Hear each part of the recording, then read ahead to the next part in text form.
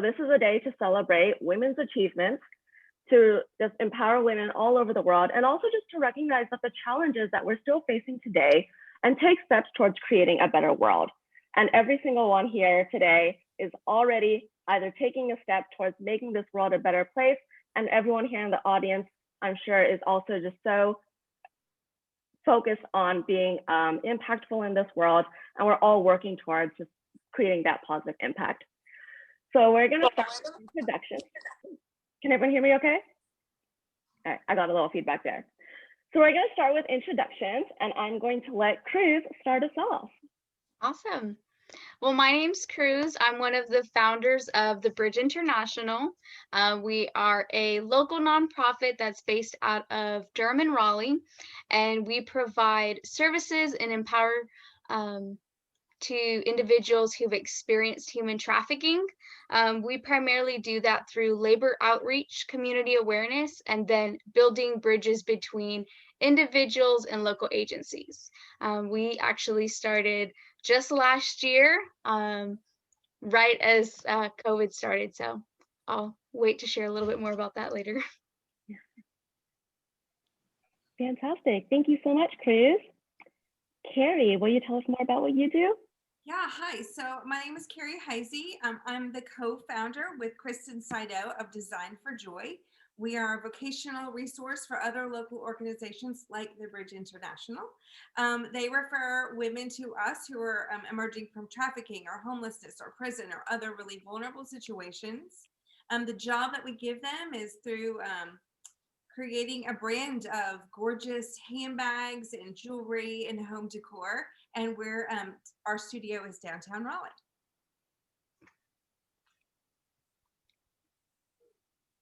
I think that's it.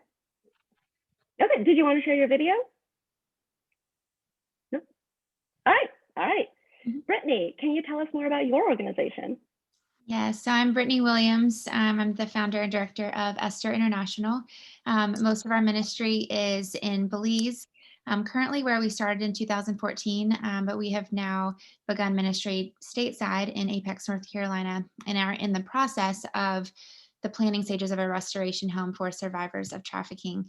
So I want to play a short little video for y'all of our time in Belize. Throughout the communities of Belize, there are many broken families, and in many occasions, women are left to provide for multiple children with little to no income. This can create a very dangerous environment where young girls are often left to fend for themselves, making them vulnerable to abuse, drugs, prostitution, or even worse, traffic. The lack of resources such as basic life skills, education, job opportunities, often leave these youths and families stuck with no means or hope to get out of this vicious cycle.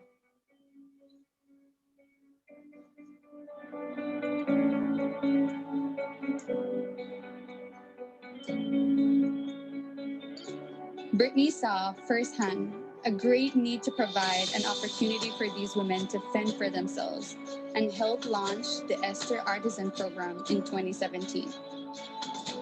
Esther stands for establishing her, the beautiful women, a part of our program for more, supporting abused or at-risk women through nurturing and empowerment, all by the grace and love of Jesus Christ. All women deserve to know their worth, and we are committed to changing lives through renewed hope, giving opportunities for healing and restoration. How does your donation help to support the artisans?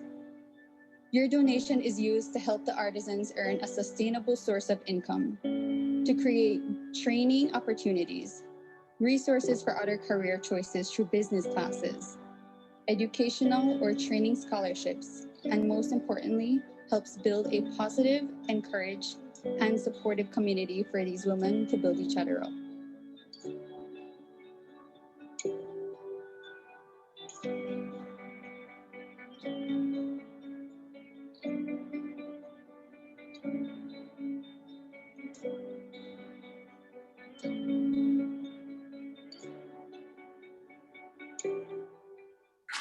Esther was just a dream, and now it is a reality.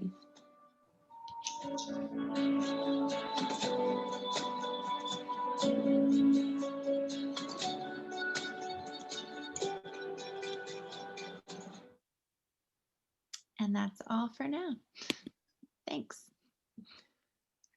Wonderful. Thank you so much, Brittany. And let's hear from Amy.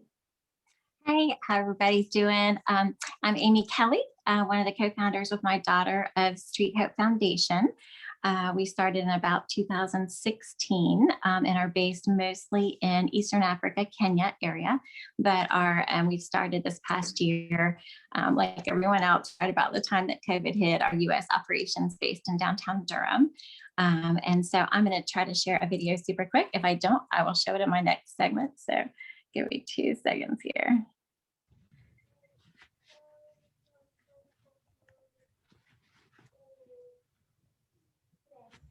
All right, so I'm gonna save mine. Unless you have it, Kathy, do you happen to have it able to play it real quick? I do, yes. Oh, fantastic. You're amazing. Thank you. Yeah. One second.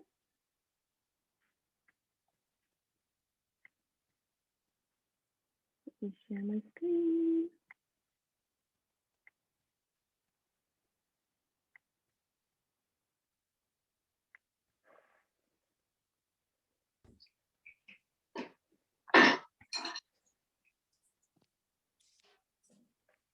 So you guys will probably see some scenes here of just some of the Street Hope Center in Kenya. We offer vocational skills and just some incredible opportunities for our Kenyan staff to pour into these women who have been trapped mostly in survival prostitution or at risk for extreme poverty. And it's a powerful time for that. And then you'll see in just a second the Hope Center, which has begun an extension project of it, allowing us to serve their children and the teens in the community, offering safe places to study and have school. They're building a community kitchen and some other exciting things during this time. This was our 2020, the way we started the year, graduating the women. And then you'll see just a quick touch about how we transitioned through 2020 on that. And then this year, that was our remote workers on that. And then the brand name for Street Hope products is called 58 Designs, that launched this year as well, based on Isaiah 58. And this is just some quick snippets of some of those products that the Street Hope artisans make that are going to be available in downtown Durham, as well as they sell them locally in Kenya there.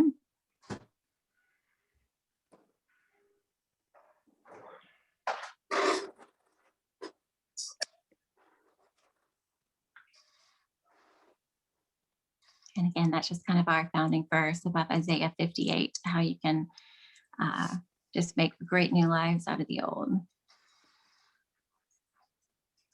Thank you, Kathy. Yeah, absolutely.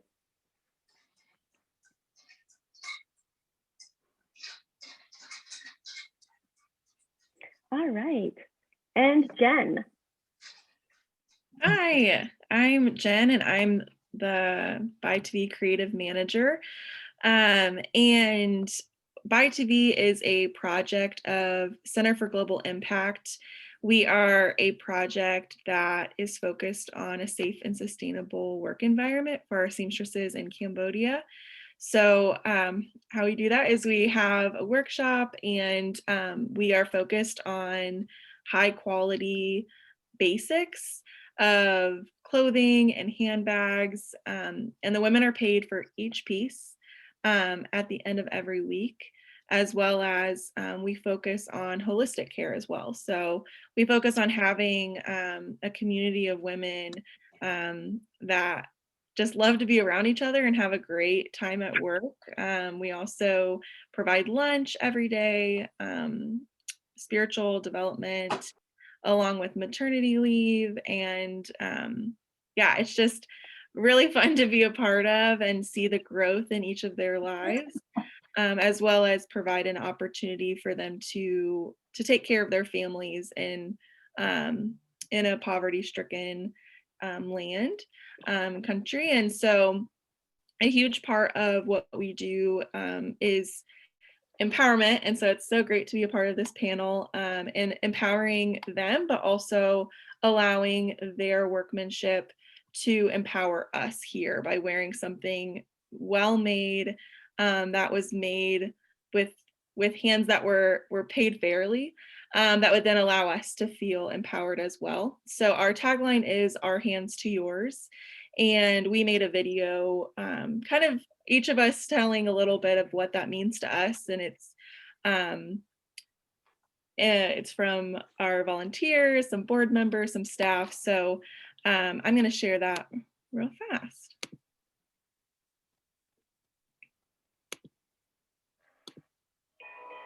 There isn't just one face behind the brand.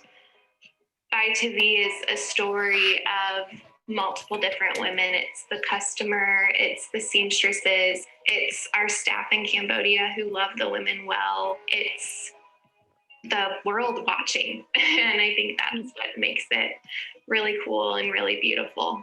As the person who oversees BYTAVI operations on the US side, I get to interact with all of the women and the volunteers whose hands touch the BYTAVI garment.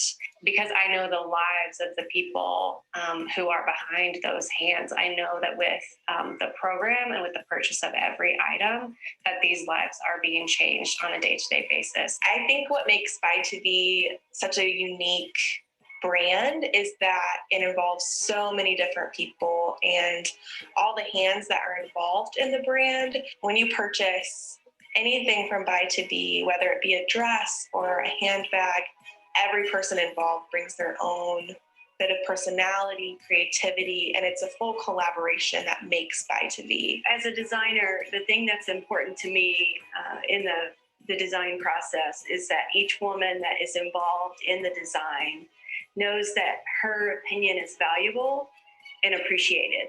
As a mom, my hands are full, and BYTAVI allows for me to have a hand in my kids' lives, but also allows for me to have a hand in dignifying work that impacts women across the world. We feel like we're using our hands to reach over into Cambodia. Whatever we're doing in the warehouse is complementing the beautiful pieces which they've made. And we feel very blessed to be a part of that. A lot of times people will come in and say BYTAVI. And so I love to explain that it's actually BYTAVI, and we have a picture of her on the counter. And I would say, this is her. She was one of the first women to go through the program. There are people all over the country and boutiques all over who carry these products, and women all over who are wearing these products. It means redemptive change in the world. The fashion industry is not where it should be.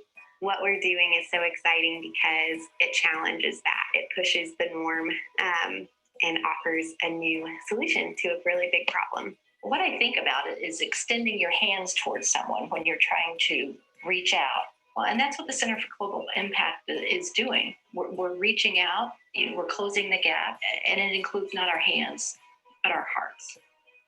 Hello, my name is Sayhan. I work for CGI in Cambodia as the director for public operations. The seamstress who can produce product we can love because they are so loved by our staff.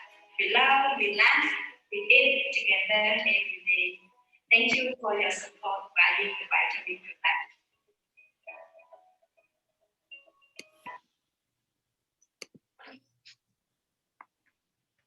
Wonderful. Thanks so much, Jen. Yeah. And so lastly, my name is Kathy, and I am the founder of 700 Rivers. 700 Rivers is a global, ethical, and sustainable lifestyle brand that creates handcrafted soaps made of all natural ingredients that are all handmade by women in Bangladesh that have escaped human trafficking. And the story behind 700 Rivers actually starts with me. So my parents are originally from Bangladesh, and we immigrated to the United States before I was born, where I was able to grow up here and get a great education, study chemical engineering, which led to a wonderful and successful career. And I've always known how fortunate I am to be able to have gotten my education and have all of that open all of these new paths of opportunity for me. And that really led me to think back about the women that are still in Bangladesh and all over the world for that matter, that don't have those same opportunities and what options that leaves for them. And what it really means is that a lot of these women are left in vulnerable conditions. Bangladesh is also one of the countries that has the highest rates of human trafficking. Thousands of women are trapped within human trafficking and remain stuck because they don't have the education or any job skills to fall back on. And that was something that really broke my heart as I just researched and read more about this is of the few women that are able to escape, many of which go back to the very brothels from which they escaped because they don't have any education, job skills, or support network to fall back on. So that's what we set out to change. So 700 Rivers partners with a fair trade organization in Bangladesh that is located right in Mymensingh, which is the heart of the red light district in Bangladesh. And we work with women to help them get a second chance at life by offering them help getting these new job skills. And 700 Rivers works with them to teach them how to create these all natural soaps. We are working to help employ 28 women right now. And through our program, we are able to get them access to mental health counseling as they move from a traumatic past into a brand new version of their life. We also work with them to help them find housing. And after they have completed their first 3 months of just mental health counseling focus, we then teach them these new job skills and offer them a job. So it's been a wonderful program. It is incredible seeing how the women change from when they first enter the organization to when they are employed fairly with a dignified job where they're providing for themselves and learn that they can take care of themselves and really they are the ones that are basically in charge of their own lives, many of which is the very first time that they feel this way. So it's incredible work. I'm so happy to be able to create this impact in the world. And I'm so happy to be able to sit on a panel with all of these other amazing women that are also just making such a wonderful, incredible impact. So we have a few questions for you all today. Obviously, we're all here to talk about women empowerment all over the world. And so the first question we have for you is, what progress have you seen in women's empowerment and gender equality since you started your work? And the floor is open.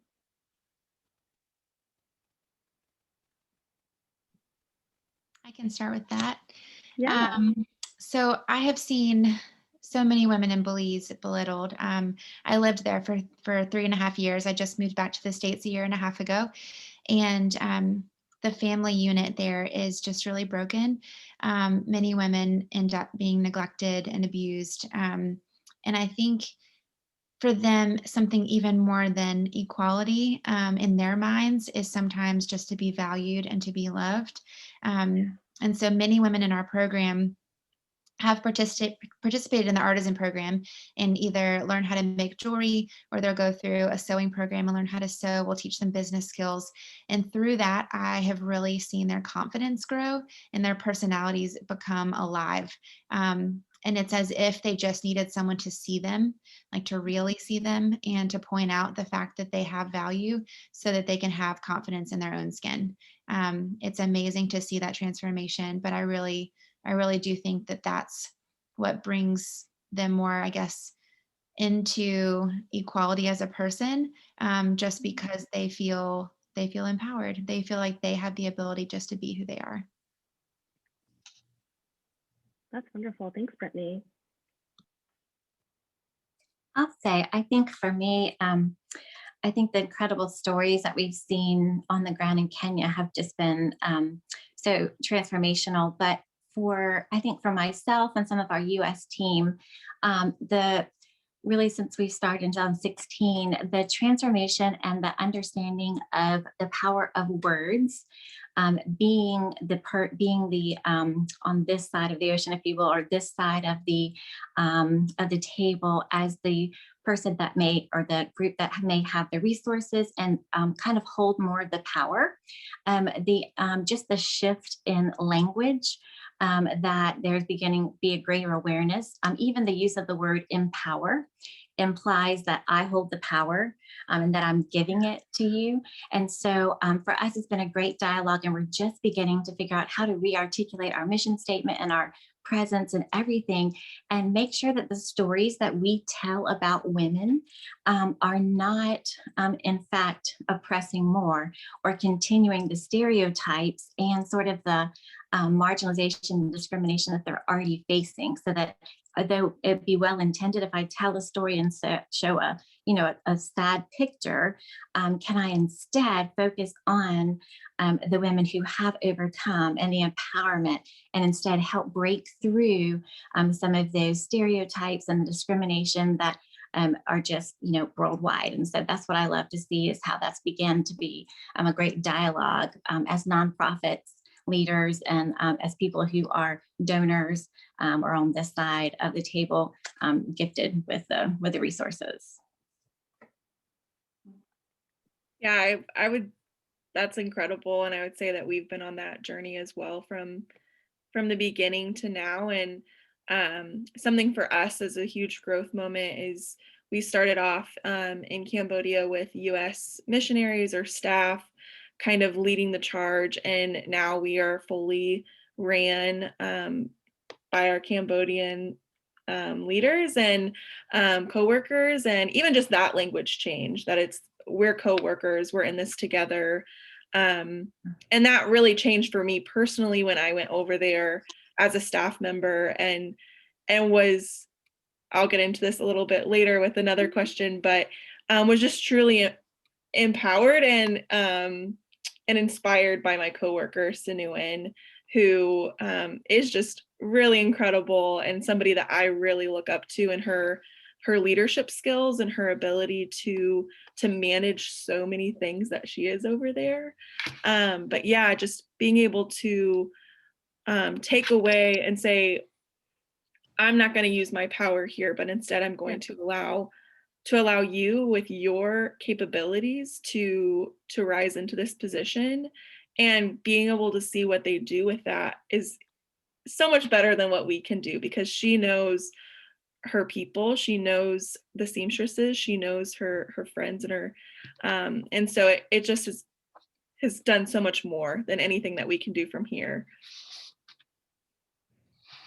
Absolutely, yes. No, I completely agree with all of that. I even say that's something that I've seen in working with our partnering organization, our artisans too. So one thing that I'll say is, when it comes to, since we're partnering with an organization that is completely focused on women that have escaped human trafficking, we've noticed that when a new artisan comes on board, there's still a lot of the like shame and stigma of like the past, and learning how to break away from that.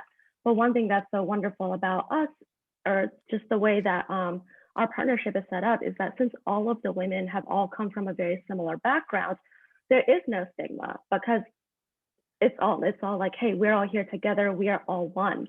And that's been really great to see, because it also shows, like, when you see that someone else has overcome a lot of the same hurdles that you have, it offers up that hope of like, okay, well, if she's done it, then I can do it too. And that's something kind of like Jen, what you were saying, is seeing, someone that is coming into the program, they're being led by other women that are just like them. And I think that is a very powerful thing to see, is seeing that someone that has a very similar background to you grow to becoming such a strong leader, especially in some cultures where that is not the norm, especially for women, is just a game changer. And it shows like, oh, if she's been able to do it, then I can do that too. And that does just bring on a whole new like leadership within themselves too. So that's really great. And one thing that I'll mention before we move on to the next question is, if anyone in the audience has questions too, please type them into the chat, and then we will address any questions there too. So you're welcome to ask anything. All right, so our next question is about perseverance. So that's been a pretty big theme this year. That was the name of our Mars rover, and it's obviously something that we as women are always working on.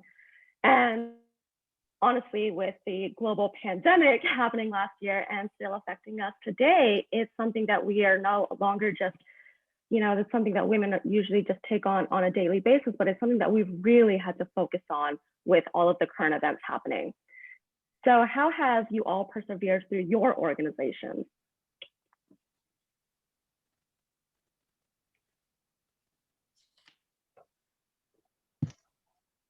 I can share. So for anyone who just chimed in, I'm Cruz, by the way. So the Bridge International was actually birthed out of quarantine, and collectively the founders have probably 11 years of anti-trafficking efforts, experience, however you want to word it. And there were some gaps that we had noticed and wanted to address within the movement, and one of those was actually farm workers. And so when a lot of nonprofits and a lot of agencies who would typically serve farm workers, they were being forced to have to, you know, to navigate, like, what does it look like now that we're in the midst of COVID and quarantine. And so in that's actually when we even started going out there and serving farm workers. And in the first 6 months, we were able to serve over 1,700 farm workers and give them information about labor trafficking and provide tangible needs. And so I think for me, just even being able to start something like that is just a testament to really what perseverance looks like, because none of us had ever ran a nonprofit. I come from a ministry background. I don't even come from this, you know, I have all these years of experience with anti-trafficking, and no, like, that's not me. That's not my story. I actually did everything in reverse. I studied ministerial leadership, finished, realized that human trafficking is where my heart's at, and I want to see lives healed and restored, and that everyone deserves that. And now I'm back in school, but that was even after the nonprofit. And so when I hear the word perseverance, I think just being able to, like, silence kind of the noise that we often tell ourselves, especially as women. For me personally, within the organization, I took on a role as public relations. And so overnight, as anyone who runs a business, or our friends here who are running their nonprofits, overnight we all had to learn a lot of things that we didn't think that our roles would really ever consist of. And so we started to wear a lot of hats that we never thought. And so I think just being able to learn to laugh at failing forward, and when you could be open to being imperfect, I think people were able to see the humanity behind who we were, but also just the heart behind what we were actually trying to do, because we so desperately wanted people to still be on board, and we were going to do whatever it took, you know, legally to get there. And so Yes, that's fantastic. Thank you for sharing. Anyone else? How have you shown perseverance through your organization or with your artisans? Not even through COVID, but just every 6 months as business owners or nonprofit leaders or ministry leaders. About every 6 months, I feel like we're in a growing pain, right? And when I am hearing the stories of the women that we serve and that the women that we're in community with, and they're talking about seeking employment, full-time employment with a, you know, with a background check that is blemished, or when I hear a story of a woman who's literally homeless and she's going to be in a tent that evening, I just think, wow, here's 5 women in front of me every day doing really hard things. So I'm pretty sure I can figure out this problem. It's a very practical reminder that I can do hard things too. Yeah. They inspire me every day. Yeah, I love that. So good. Sorry. You can go.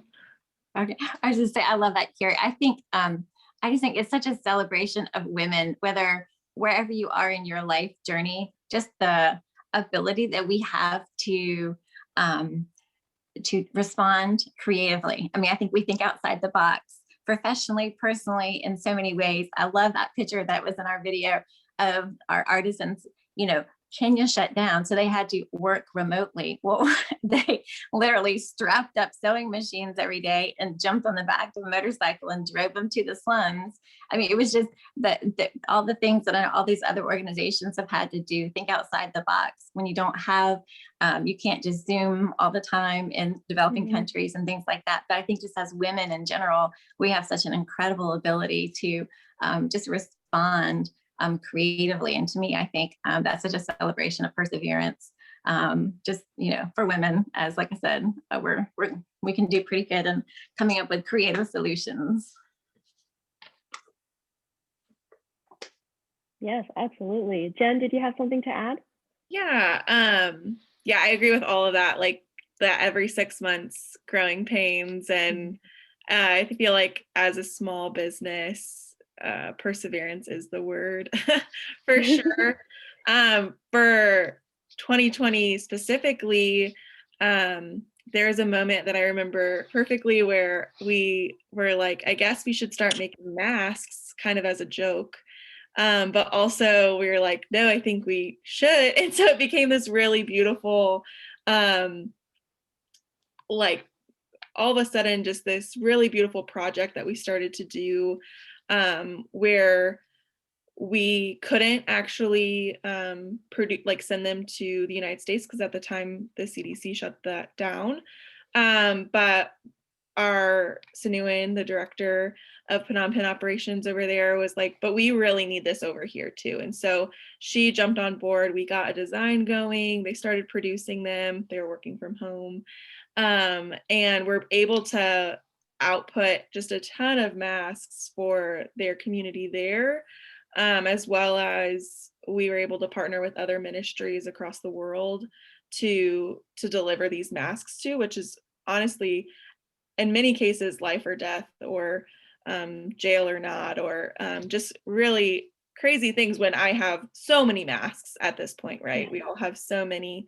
And so it was just really, really beautiful to see the process and see something as what we found as silly as making masks in the moment become something so powerful to so many across the world. And just even seeing people partner with us, and we were doing buy a mask, give a mask, and it was just really, really neat, and something that that we realized that why weren't we doing this before? Because masks are such a huge part of daily life in Cambodia and in other parts of the world because of the quality of air, or because of viruses. So yeah, it was really neat to see. And even among the difficulties of working from home and still producing our line for the following year, along with masks, and making sure quality control was still going. And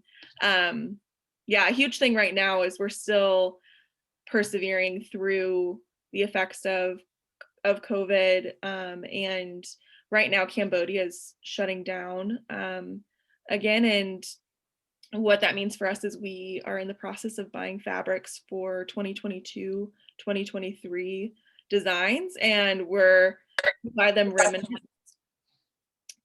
And so right now with everything shut down, we're unable to purchase fabrics. So which affects the line as we go. So yeah, trying to figure out what to do and continue to provide a space for them to make products, right? if we don't have fabric. So yeah, again, figuring out what to do in those moments and persevering. Yeah, perseverance is definitely an everyday thing. And yeah, I also just completely agree with what everyone was saying before. And Amy, we actually did something similar to what Jen said. You know, we had to really think outside the box, because when the global quarantine started back in March of last year, right? Exactly last year, all of our artisans come into our office to be able to make the soaps, mix the ingredients. Like, it's necessarily something that we could just set up for them to be able to do at home, but we had to figure out a way to keep all 28 of them employed. So we actually also switched to sewing fabric face masks, and it was actually an idea that came up through our organization. And similarly, we brought a few of them back to the United States to be able to sell them here. But you know, everyone here at the United States that needed a mask had a mask. So we all looking towards like, okay, well, who else can we help there? And we actually sponsored an orphanage and was able to donate masks to all 400 children that were living there to provide them with some protection from the global pandemic as well. So it was just a really incredible way to not only be able to keep our small business going, keep all of our artisans ethically and fairly employed, but also to be able to make an even greater impact than we ever expected to in our first year of business. All right. So For everyone that does not necessarily have a business but still wants to make an impact, how can we all help make an impact and empower empower women in our everyday lives too? For me, I love inviting women into Design for Joy. Like, that's my one superpower, if you will, is inviting women in and gathering women. I'm never the smartest. I'm not the preacher. I'm not the teacher, but I can bring women in, and I think they probably see just enough in me. Like, if Carrie can do this, like I could probably do that too. But giving them an opportunity to like live out their purpose or God's promise for them in your space is really like the true passion behind this. It's not just the women that we serve, but the women that we serve alongside. And we did a recent survey with our most loyal volunteers, and we said, what turned you on to Design for Joy? And most of their responses were, so-and-so invited me. And so I think empowering like the people who are most engaged in our organizations, reminding them that they belong in a space right now where a lot of people don't feel like they belong at all, and reminding them that they have power in this invitation for them to come alongside of us. That's beautiful. Yeah, that's so good. I think a lot of times we have the perspective that we need to be in like a specified like mission trip or setting in order to empower women. Like we'll do empowerment and we do our life. And when we have time after life is over, then we'll put that toward empowerment. But I think that they should and need to go hand in hand because all women need empowerment. All women want to feel valued. And so I think it's taking the women that are currently in your life and figure out who needs that word of encouragement. And if you seek women out that need to be served, you will find them. And I guarantee that if you were to ask any of the women that are on this panel tonight, if there's a way that we can help give you opportunity to use your gifts to help serve women, there are many opportunities that we can give. I know when a woman comes and wants to be a part of Esther, I love just sitting with them and saying, well, what is your gifting? Like, what do you love to do? And what do you feel passionate about? And then helping them to plug in to something specifically that they already have the gifting for. And just like Carrie said, like empowering them as a leader to then be able to live out their calling. Because I don't see any of our organizations, and I think that I could speak for all of us, that we don't see, even if we're a director or founder or whatever, like we don't see ourselves as we lead things and other people follow. Like things would implode if that happened. It takes a team, it takes a full army to put these things on and to make true impact. And so if we're able to empower those around us to be a family together, to do that empowerment, then I think it makes hard work seem a lot lighter.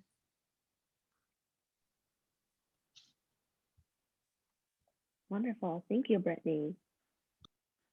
Yeah, I think I kind of said this before, but a huge learning process for me and for us as an organization is learning to kind of step out of the way to allow others to grow. And so I think just figuring out where are you and what are that maybe it's not your gift, but you're trying to do it all, or where are ways, or do you see people around you that you can include and build up and kind of give away some of your power to allow them to rise up. And a lot of times it's hard to give up that power or that control but it allows and it opens up a seat at the table. And a lot of times it's just an invitation that's needed to really encourage somebody to join along. Wonderful. Thank you, Jen. I think for me, I think 2020 was a year that for everyone was filled with unexpected challenges. So this ranged for everybody depending on where they were in their, life and everything. But I think sort of the lesson that I kind of took away and have tried to, I think a lot more processing to do on it, but just the realization of the power of story. But usually we tell the success stories. We tell the life transformation, because those are important and those celebrate that our ministry or our program works. Those bring donors in, you know, that those are like what the stories we tell. But I think expanding that to tell our stories, and each of us, you know, wherever we are, and how we can relate to women in our neighborhoods and our communities and across, you know, really the world. I've just done doing some reading. Sue Monk Kidd, she wrote a book, and she just really talked about how if every woman tells a story, you're truly telling the story for thousands of other women. Because if you think about it, the struggles that women have gone through from the very beginning of time to now, there's so many that we're all going through the same thing, just different variations of it, and how we can just really do life together transparently and really encourage each other in so many different ways. But like I said, just the power of story. And that involves the heartache, as well as the joys and the success stories.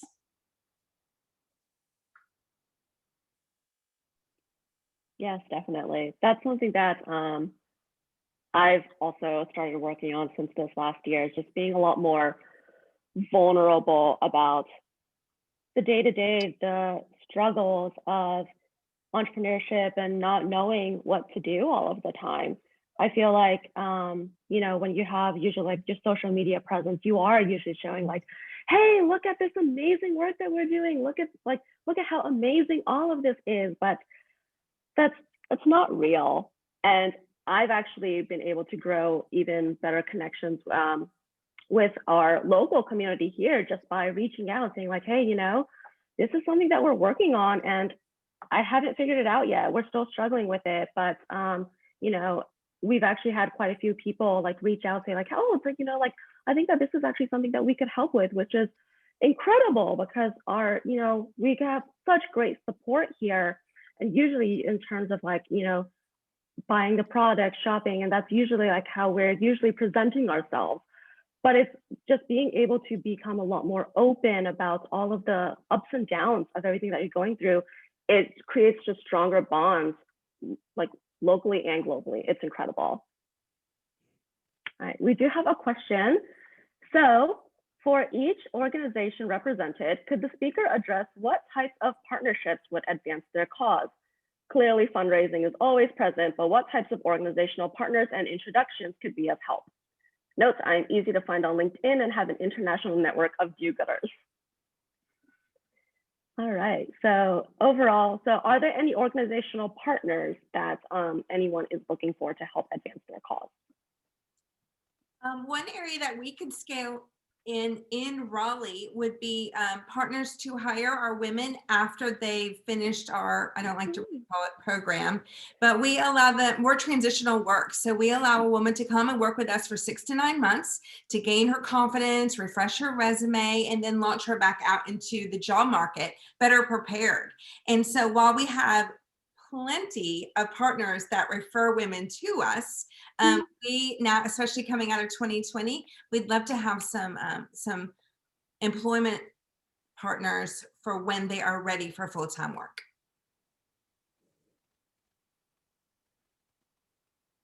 Wonderful. I'd say for the bridge, so as I mentioned, we seek to bridge gaps. Unfortunately, there's a lot of different populations who, when it comes to healing and restoration, there's very limited to, I wouldn't say none, but it's very limited resources. For example, members who identify as part of the LGBTQ community, men, women with children, or even families.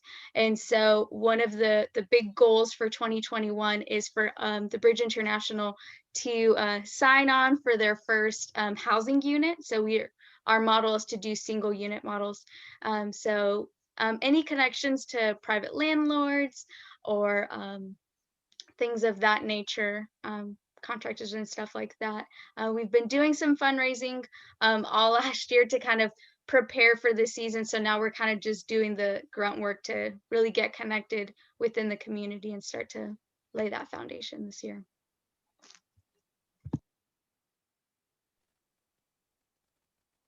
Wonderful. Anyone else? Yeah, Brittany?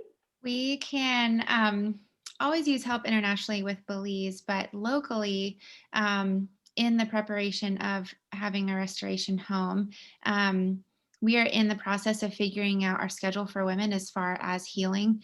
And so looking at the trauma-informed programs that are offered from individual counseling, group counseling, training for our volunteers and for staff, and figuring out the best practices for that and the research behind it.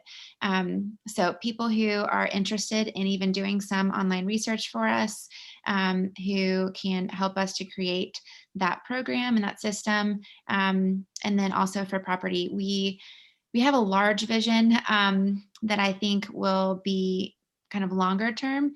In the shorter term, we would love to just be able to provide some housing for 1 to 4 women. I am a big proponent of starting small, but still dreaming big. And so we want to do whatever we can right now, because there are women who need a bed tonight. And that breaks my heart. Like I wish we had a huge property for tons of women yesterday, because we're a part of a larger network, a national network of 80 organizations. 50 of them have open homes. There's about 380 beds, and there's always a wait list. And that is so sad to me. And so our heart is really just to have some open doors. We partner with Project Fight, who does a lot of case management. And so if anyone has any kind of friends or people who are interested in getting involved in that way, then that would be great. I'd say for Street Hope, 2 things mostly here on the U.S. operations side, and that's grant writing. That I know you have your typical fundraising, but also just the whole grant world is an area that we're looking for some people to guide us through, as well as our web presence, social media. Just technology is changing so fast, and trying to keep up with that in a professional way, but not spend figures of money is a big area for us. Those 2 kind of departments are our main areas as far as U.S. operations. As far as for globally, we're looking for partners who have expertise and are willing to assist. It may be remotely for a season, it may be traveling with vocational training for avenues that do not require literacy. So many of our women never went to school and are illiterate. And so we need just some ideas to help them. Of course, they have, they know their trades there too, but also some people that maybe come up with some innovative ideas of some vocational training that require very little or no literacy.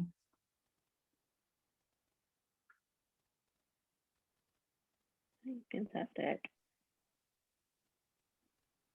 I think I need another meeting after this meeting to break down all of this, and we can invite everyone in the chat rooms too, because these are people who probably want to get involved. I have lots of questions for all of you. All right, so same time next week. Yes, I could be there. All right, so we have another question. If someone has an idea or feels a calling to make their own impact, how would you advise them to get started? That's a good question. I would love to answer that. Just ask. I think there are so many organizations, and it's easy to look at organizations that are doing something and to think that they're good, like they don't really need me, but they do. Like I mean, those are a few needs that we have, but we have so many more. And so I think just reaching out to, a leader in an organization and just saying what are your needs and how can we help? And just having that conversation, just getting it started somewhere. And, if there's a certain skill that you have, there may be something that Carrie needs that I know, and I can, connect you with her. That's what's beautiful about these conversations in this network, is that we're all in this together. Like I think in the Raleigh Apex area, that's something that's really cool, is that all of our organizations really want to do this work together. It's silly for us to each do it on our own, because we're all working toward the same goal. And so, just start a conversation and ask. And kind of along the same things as Brittany just said, I have started and sold several small businesses, but it all came from like me gathering people around it and really talking about it. And I think that sometimes women are apprehensive about sharing their dreams, but if you're super passionate about something, talk to your friends, talk to your friends, talk to your friends. I mean, I owned a t-shirt line once and I just could not stop talking about t-shirts. But it made the business successful. That way, when I launched my business, my friends weren't like in the dark, like, what the heck are you doing launching a t-shirt line? They already knew that this was like, I was about to birth something new. And so they were already excited about it. And I just want to confirm what Brittany said, like all of our mission partners are actually like our friends. I have every director's name and number in my phone and I could text at any moment. And so the Raleigh Durham community is really that small where we all are cheering each other on. I'm gonna shout out Carrie for a second. One thing Carrie's really great about, empower women. She's really good about leading from a place of yes, specifically on the impact trips and just in her leadership. And I think you'll be surprised at how many people do but also don't lead from that way. And so one thing I've really kind of just taken from her now where I'm at is trying to lead from a place of yes.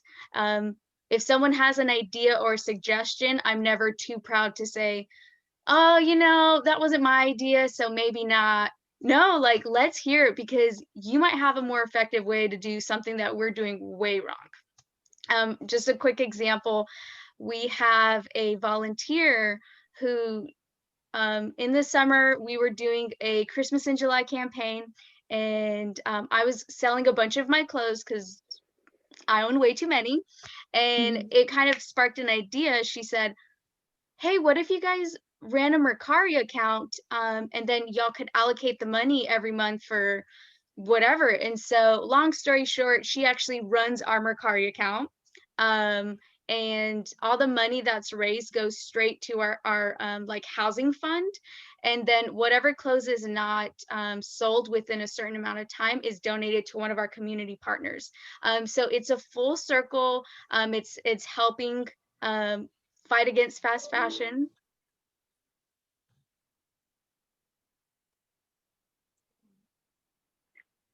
Oh no. Did we lose her? I think so. Well, either way, I completely agree with everything Cruz was saying. I love what she was saying about lead from yes. So seems like Carrie, that was the way that you choose to lead. And it's incredible, honestly. So if like people asking, and if you do have an idea or a calling in your heart, I do encourage you to pursue it. Or even if it's just like, you know, I think I don't want to take on starting something completely on my own, but I would love to just support another organization that I'm very passionate about. If, you know, whatever your skills and talents are, or if there's anything that you just want to learn to develop, so many people are very willing to work together. And that's something that I've noticed about this, as like this fair trade space where we're really focusing on supporting each other, is a lot of us, even though we're doing very similar things, we do not see each other as competition.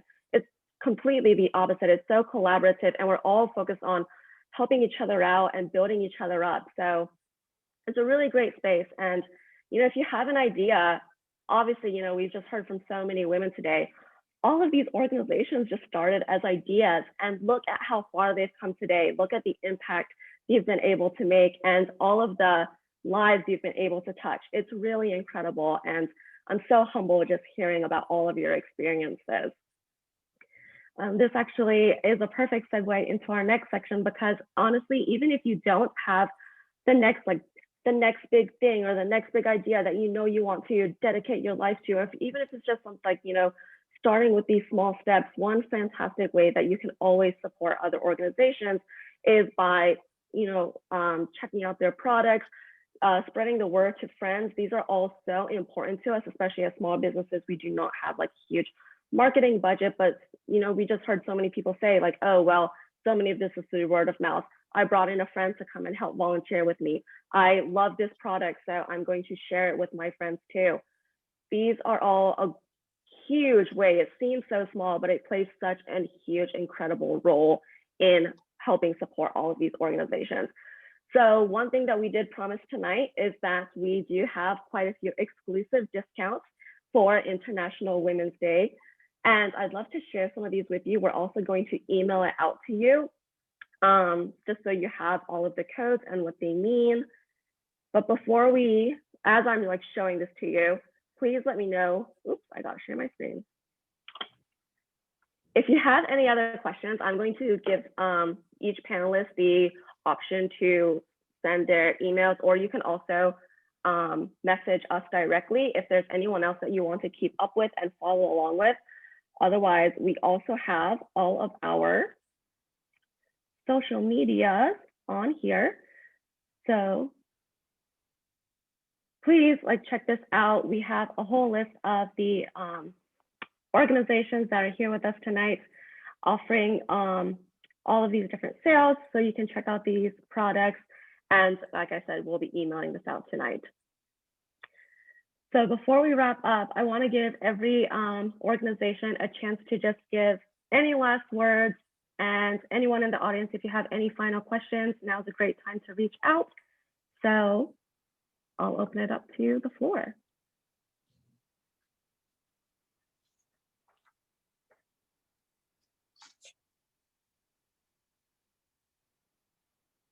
I will say, I just appreciate those who are on this call. Obviously, if you're here taking the time to be on a Zoom Global Women's Conference at 8 p.m. on what is today, Monday night, obviously your heart is in a place of just wanting to get involved. So I'm so thankful for that. And I know personally, I would love to have a conversation with you if you're interested. I know the other women would as well. But we definitely need more people on these teams so that we can reach more women with what we're trying to do. So yeah, I just kudos to you for stepping on this call. I think that's a great first step. And hopefully we'll hear from a lot of you after this. Brittany, what is your handle on Instagram? I think Establish her for more. And ours is Designed for Joy. And you probably just did a copy paste in there. I did. All right. I'm just going to stop sharing that one right now, and we will get that emailed out to everyone. I was going to say, we all share the same handle. It's really collaborative. There's no more embarrassing Zoom moments. I'm so impressed too, Brittany. We had 29 people at one point on this call, and that was probably the same amount of people that we had in the studio last year. So, when you put events like this out, when you offer this with your friends, you just don't even know if there's going to be 1 people or 7 people. And so I'm really encouraged as well, Brittany.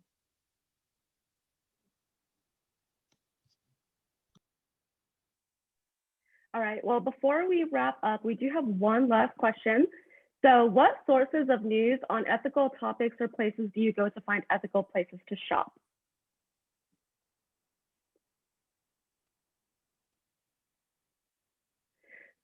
So like I said, at the end of this event, we are going to send out an email with all of our websites. So I think that is a fantastic place to get started.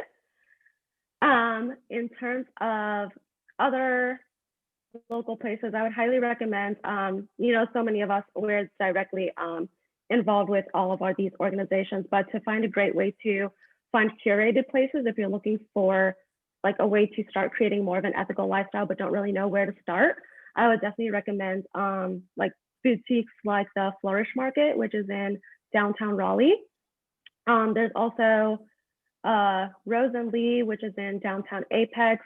And I know that you can also find a lot of the brands that are on this panel at those stores too. One other local person coming to mind is Still Being Molly. She's a fashion blogger and influencer on Instagram, and she also does a really fantastic job just promoting different brands and talking about just other organizations that you can follow. Does anyone else have anything else to add on to that? A great store called Designed for Joy. If you all do not know on this call that Carrie has an actual storefront, and she actually carries a lot of our products in there as well. But also just because online shopping is such a big thing now, searching through your Instagram, you'll easily come across a lot of nonprofits that are selling products from other countries. Typically, if you go to one that you know, others will pop up that they follow, and you can easily find things that way. I am a huge proponent, and I really encourage you, if you're looking for gifts for a friend or for Christmas gifts, use that route first. Like, really try to support these smaller businesses in this time. Molly Stillman is on this call. I did not know that. Hi, Molly. Guys. Shout out to you. Thanks for the shout out. I'll actually put in the chat, I have an ethical brand directory on my blog that has over close to probably 500 at this point, ethical brands broken down by category. You can search it through tags. And I'd created it probably 6 or 7 years ago when there was just no resources out there, and I kind of created it selfishly so I had a place to reference, and it's hopefully something that's really helpful. So I'm putting a link to it in the chat. So but thanks for the shout out, that was really sweet. Absolutely. I was going to say too, something that I've been personally doing is kind of, if you're on social media personally, and just checking who you're following, and even, making sure that those who are influencing you towards ethical clothing or accessories or home decor. And just kind of calling out some of those people that are leading you to fast fashion, or and supporting those who are supporting people like us, right? So encouraging them with a follow and with likes and sharing their products, and just rallying behind them as well, because that's gonna ultimately go really far for us. So if Facebook gives me an ad and the clothing looks interesting to me, if Facebook doesn't tell me that my group of friends is following that brand, that is my warning not to even bother. I like to know, like, if Molly or Brittany or Kathy, if they, so that's a quick yes or no for me. If I don't see any friends following that brand, I usually will not go to that site and figure it out. Wonderful. Oh, and we also have quite a few resources that are also being shared in the chat. So thank you. Look at that collaboration, guys. This is exactly what we were talking about. People that genuinely care about like shopping their values and making an impact with their purchase, and just with these small everyday steps. I love seeing how willing so many women are to just help each other out, and to, if they have a resource, they're so willing to just share it with others too. So it's really incredible.